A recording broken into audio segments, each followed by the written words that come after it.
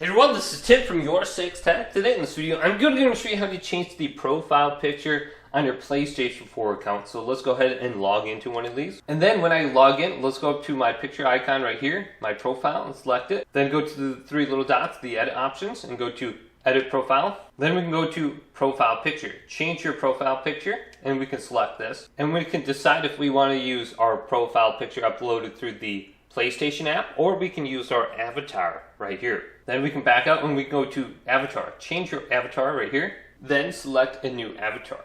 And I believe I got a lot of these just through games I played and bought at one point in time. So let's change it to a completely different character. So let's go to this picture, God of War. Close friends can see my profile picture uploaded through the PlayStation app. Then anyone can see my avatar over here. So let's go to confirm. So if you want your close friends to also see your avatar, make sure you have it selected on avatar. Then if I back out of this screen, you can see my avatar has changed and it is now the God of War guy. So hopefully this video did indeed help you out. If it did, leave it a big thumbs up and subscribe to my channel down below for more tech up videos coming up next on Your 6 Tech.